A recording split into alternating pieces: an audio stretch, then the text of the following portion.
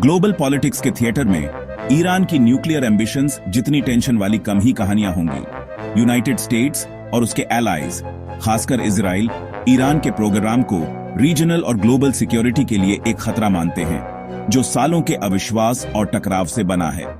Iran वहीं अपने nuclear efforts को सॉवरेंटी और प्रोग्रेस का मामला बताता है, पीसफुल इंटेंशंस पर जोर देता है और वेस्टर्न प्रेशर को बुलिंग बताता है। प्रोपेगेंडा और शक से भरा यह डेडलॉक डिप्लोमेसी को कमजोर और दुनिया को हाई अलर्ट पर छोड़ गया है।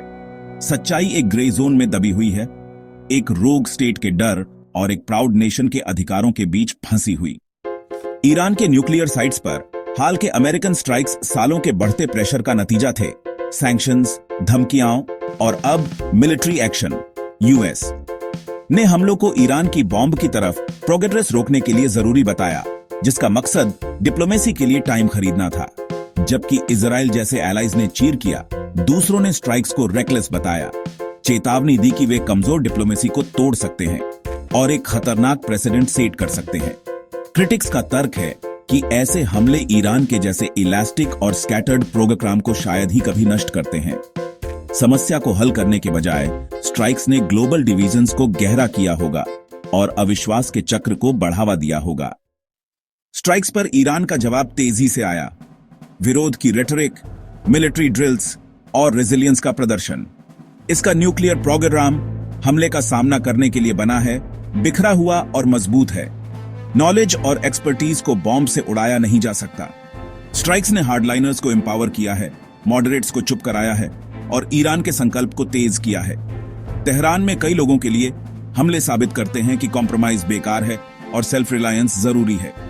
सुविधाओं को नुकसान के बावजूद ईरान में फिर से बनाने की क्षमता है और अगर वह चुनता है तो एक बॉम्ब के करीब जा सकता है। यह रियलिटी वॉशिंगटन और तेल अवीव में स्ट्रैटेजिस्ट्स को परेशान करती है। ईरान को डिसआर्म करने की कोशिश ने शायद उसे और अधिक दृढ़ बना दिया है। International atomic energy agency IAEA संकट के केंद्र में है, जिसे ईरान की न्यूक्लियर एक्टिविटीज को वेरीफाई करने का काम सौंपा गया है। इसकी प्रभावशीलता ईरान के सहयोग पर निर्भर करती है, जो पॉलिटिकल हवाओं के साथ बदलता रहता है। खुलेपन की अवधियों के बाद प्रतिबंध आते हैं, जिससे संदेह और डिप्लोमेटिक स्टैंड ऑफ्स बढ़ते हैं। गुप्त साइटों के खुलासे ने विश्वास को इरोडेड किया है और वेस्टर्न डर को मजबूत किया है। IAEA facts, centrifuge counts, enrichment levels report कर सकता है, लेकिन इंटेंशंस नहीं।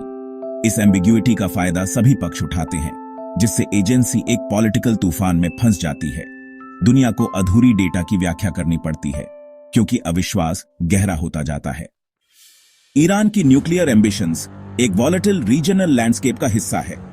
पाकिस्तान का न्यूक्लियर शस्त्रागार भारत के साथ राइवलरी से पैदा हुआ जटिलता और जोखिम बढ़ाता है, खासकर प्रोलिफरेशन के अपने इतिहास को देखते हुए। क्षेत्र की मिसाइल रेस और न्यूक्लियर शैडो गलत गणना के जोखिम को बढ़ाती है। अगर ईरान न्यूक्लियर बनता है तो एक डोमिनो इफेक्ट सऊदी अरब और तुर्की को भी ऐसा करने के लिए धकेल सकता है। इजराइल अपनी न्यूक्लियर एम्बिग्यूइटी की पॉलिसी के साथ एक ईरानी बॉम्ब को एक एग्जिस्टेंशियल थ्रेट मानता है और प्रीएम्प्टिव स्ट्राइक्स का इतिहास रखता है। इजराइल की अकेले काम करने की इच्छा अगर जरूरी हो तो पूरे क्षेत्र के लिए स्टेक्स बढ़ा देती है। इन शक्तियों के इंटरप्ले ने मिडिल ईस्ट को एक पाउडर केग में बदल दिया है। एक चिंगारी ग्लोबल कॉन्सिक्वेंसेस वाले संघर्ष को प्रज्वलित कर सकती है। इस उथल पुथल के बीच भारत रणनीतिक स्वायत्तता का रास्ता अपनाता है। ईरान, इजराइल और अमेरिका के साथ संबंधों को संतुलित करता है। भारत का दृष्टिकोण प्रैग्मेटिक है, शांत डिप्लोमेसी, जोर से अल्टीमेटम्स नहीं। यह संयम का आग्रह करता है, यह जानते हुए कि मिडिल ईस्ट में संघर्ष ऊर्जा आपूर्ति को बाधित करेगा और विदेश में लाखों नागरिकों को खतरे में डालेगा। युद्ध और न्यूक्लियर पड़ोसियों के साथ भारत का अनुभव बल से अधिक बातचीत में उसके विश्वास को आकार देता है।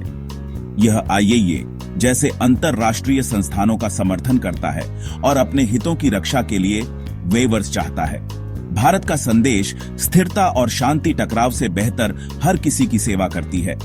इसकी साइलेंट पावर पुल बनाने में है, उन्हें जलाने में नहीं। स्ट्राइक्स और स्ट्रैटेजी के बारे में हर हेडलाइन के पीछे युद्ध की असली कीमत छिपी है।